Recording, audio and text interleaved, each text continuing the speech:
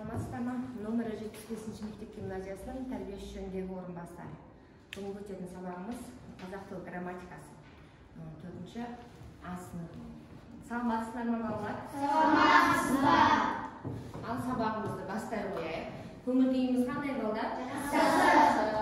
Адамдын көңүл күйү эмнеге окшошу мүмкүн? Мисалы, менин бүгүнкү көңүл күйүм өтө керемет, жаркыраган күндү.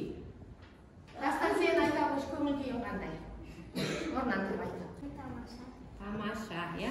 Күндү жаркырапты. Так ким айтат көңүл күйү кандай болду? Айта. Көңүл күйүм көтеринки. Заңга сенин көңүл күйүң кандай?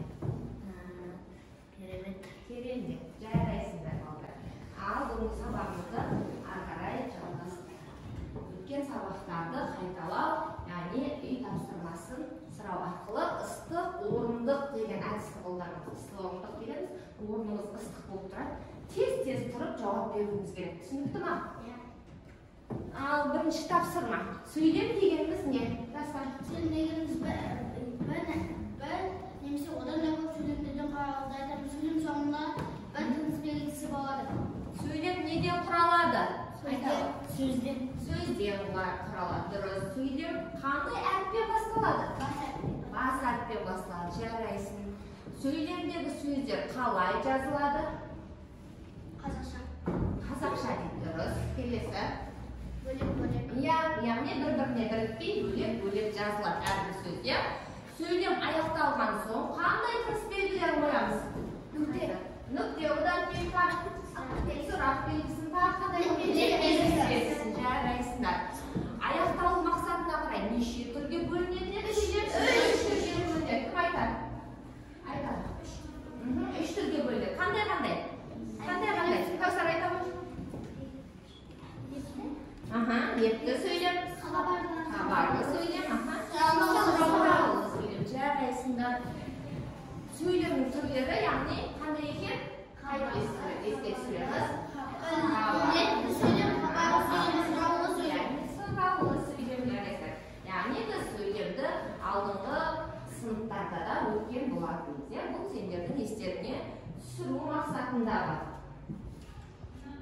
Яғни бүгін өтетіміз сөйлем. Бүгінгі сабағымыздың мақсаты сөйлемді біліп, онымен танысып, тыныс белгісін қалай қою керек, қай жерде қолдану керек екені туралы білетін боламыз. Ал жаңа сабағымызды қарап түсіндіріп өтетін болса, қараңдар тақта. Бірінші сөйлем. Сөйлем яғни бірінші сөз бас әріппен басталып жазылады екен. Аяқталғаннан кейін оны соңына тыныс белгісі қойылады. Бір-біріне бөлек жазылатын сөздерден құралады екен. Одан кейін сөйлемнің соңында нүкте, не болмаса сұрақ белгісі, лек белгісі қойылады екен. Жарайсыңдар, керемет балдар. Ал енді грамматика дәптерімізді аша қояйық. Аштық па? Бірінші тапсырманы біз домино арқылы орындаймыз. Домино деген ойынды білеміз ба? Қандай еді? Кім түсіндіріп береді ол ойын? Қандай? Домино дейді. Яғни қандай сан аяқталса, соған ары қарай келесі санның жалғасын тауып кете береді. Яғни бізде бірінші тапсырмада не делінген? Қараңдар. Шашыраған сөздерді дұрыс орналастырып, міне шашыраған сөздерді дұрыс орналастырып, ауа райын болжауда қалыптасқан халық қағидаларын жаздым. Яғни бұл жерде бізге 3 қағида сөз шығады екен. Біз алдымызға мен кәдімгі кестелер беріп қойғанмын. Міне үзінді барлығымыздың алдымызда бар. Осы жерде мына біздің үзілген кесілген сөздеріміз. Осы сөздерді құрастырып, бізді болжау, қалыптасқан халық арасындағы болжауларды, халық қағидаларын құрастырып шығарамыз. Ал бастай қойды. Ақ қағазға жабыстырды. Топтық жұмыс, топпен жұмыс жасағанда бір-бірін.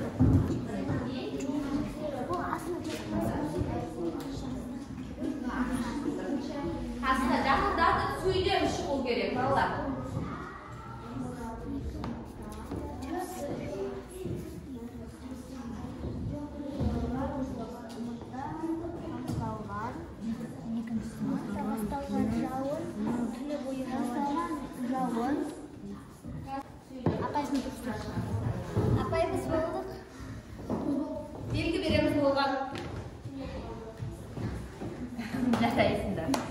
Аз күте тұрайық. Келесі топта бірге оқимыз сөз.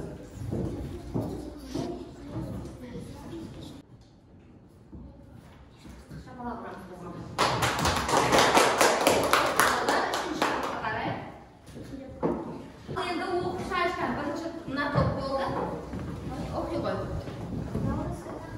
Қолыңа сал, оқы, қатты дауысын шығарып оқи ғой. Наурыз күні қар жауса, сол жылы жақсылық көп болады. Дұрыс айтады. Қараңдар, наурыз күні қар жауса, сол жылы жақсылық көп болады дейді. Тақтаға қарап жіберейікші экранға. Мына бірінші топтікі, бұл екінші топ жазған екен. Тура тапте наурыз күні қар жауса, сол жылы жақсылық болады. Мына жерде көп жақсылық дегенмен екеуі орын ауысып кетті. Жетеді. Келесі топ. Қыс көп аязды болса, жазда қиын болады. Қыс көп аязды болса, жаздан қиын болады. Дұрыс, өте керемет, жарайсыңдар. Келесі топ. Оқи ғой. Ымыртта басталған жауын түні бойы жауады. Иә, ымыртта басталған жауын түні бойы жауады. Яғни бұл қазақтың ырымдары екене ауа райына болжаған ырымдар. Жарайсың. Ал келесі тапсырмаға көшейік. Келесі тапсырмамыз ұжымдық жұмыс. Яғни ұжым дегеніміз жалпы сынып болып орындаймыз. Бұл ұжымдық жұмысты айналмалы бекет арқылы орындаймыз. Мен сендерге қазір тапсырманы түсіндіремін. Екінші тапсырмаға қарайықшы, оқу дәптеріміздегі. Екінші тапсырмаға қараймыз. Сөйлемді екі адамның диалогы ретінде құрастырып жаз дейді.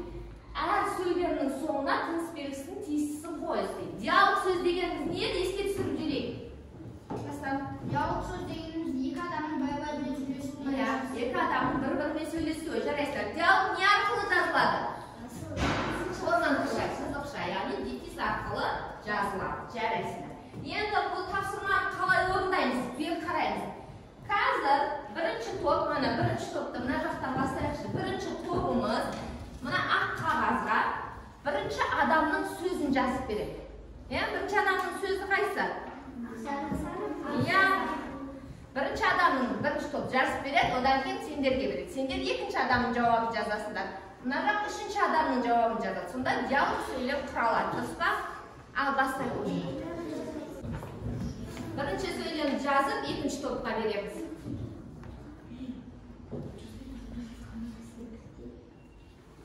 Енді келесі топқа беріп қой.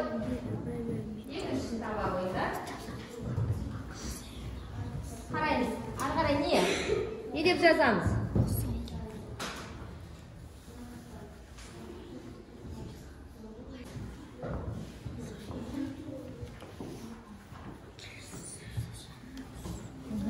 Келесі қай сөйлем қалды?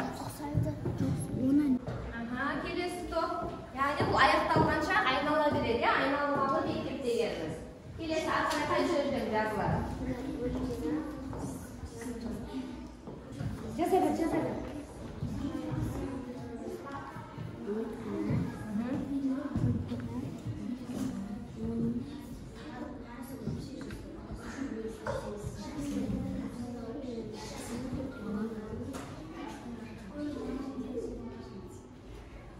Қарап отырамыз, әлі сөйлем аяқталған жоқ.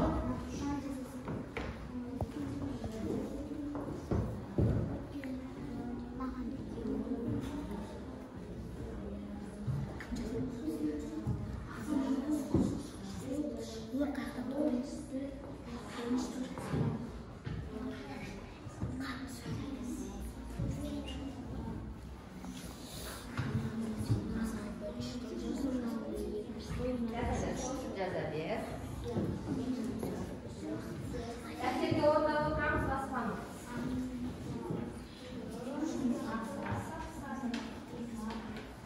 Мына топ аяқтап болғанша сендер дәптерге тауып отырамыз. Сары. Сөйлем бар ғой.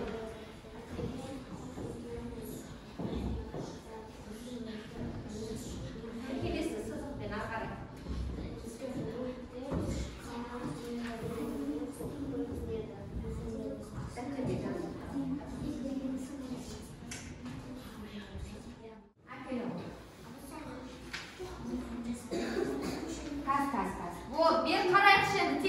сен қайтып дұрыс жазғаның. Ақсары бүркітке ұқсай ма дейді. Бұдан қандай жұмыс белгісі қойылады? Сұрақ белгісі. Келесі ұқсайды. Онда не қойылады? Жай ғана нүкте қойылады. Оны неліктен ақсары деп атайды? Сұрақ белгісі.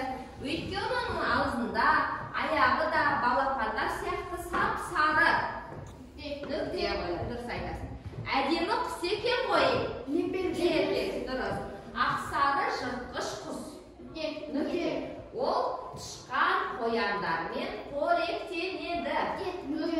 Жарайсыздар. Өте керемет. Барлық топта дұрыс орындап шықты. Ал кетті келесі тапсырмамызға көшейік. Ал енді балдар бағанан бері топпен ұжыммен жұмыс жасадық, енді әркім өз жұмысын жасайды. Өзіндік жұмыс. Дәптерімізді ашамыз да 3-ші тапсырмаға қараймыз. Бұл жауабы болса, сұрақ қандай болады деген әдіспен. Яғни бізге қабағын сөйлемдерді берген, сұраулық шылауларды. Сұраулық шылаулар қандай еді еске түсіреміз? Шылаулық ма, не, ба, бе, ба, бе. Яғни осы шылауларды пайдалану арқылы біз сұраулы сөйлемге айналдырып жазамыз. Ал бастай қойыңдар. Бастаңдар.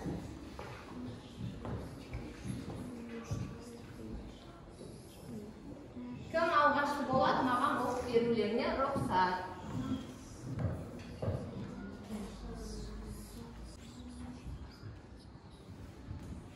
Үшінші тапсырма орындай ғой. Мына мысалы хабарлы сөйлем, соны сұраулы сөйлемге айналдырып жазамыз.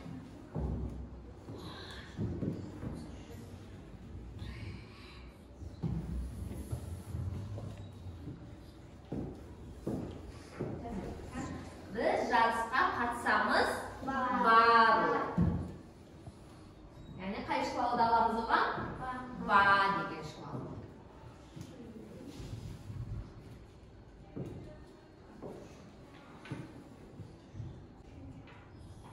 Болды ма? Жарайсың. Қан тұрағы оқи қойшы. Жарайсың. Қан дұрыс сөйлем дұрыс. Біз жарысқа қатысамыз бар. Біз жарысқа қатысамыз бар. Қандай шылауды алды? Ба. Жарайсың. Сен айта қойды. Көршінің қызы 3-ші сыныпта оқиды ма? Дауысын хат шығарып оқи ғой. Көршінің қызы 3-ші сыныпта оқиды ма? Көршінің қызы 3-ші сыныпта оқиды ма? Қандай шылауды алды? Ма шылауы. Келесі сөйлем болған бар ма? Аяқтаған. Достар аяқтасын ба? Оқи ғой. Түймедақ дәрілік өсімдік пе? Түймедақ дәрілік өсімдік пе дейді. Сонда қандай шылауды алдың? Пе. Пе. Жарайсың. Жарайсыңдар. Толық аяқтадық ба? Аяқтасақ, енді бала беріп қараймыз. Бүгінгі сабағымыздың тапсырмалары осымен аяқталды. Енді қазір алдарында конвертер, яғни хат жазатын конвертер бәрімізге бір-бірден жетеді. Бүгінгі сабағымыздың кері байланысын беру үшін мұғалімге хат әдісін аламыз. Оның ішінде қағаз салынған, сол қағазға бүгінгі сабақта не үйрендің, сабақ не қиын болды, қиын болған жері болды ма? Саған қандай тапсырмалар қызықты болды? Сол жерде өз ойларыңды жазып, хатты мұғалімге тапсырамыз, яғни маған. Ал жазып өткізе қойыңдар.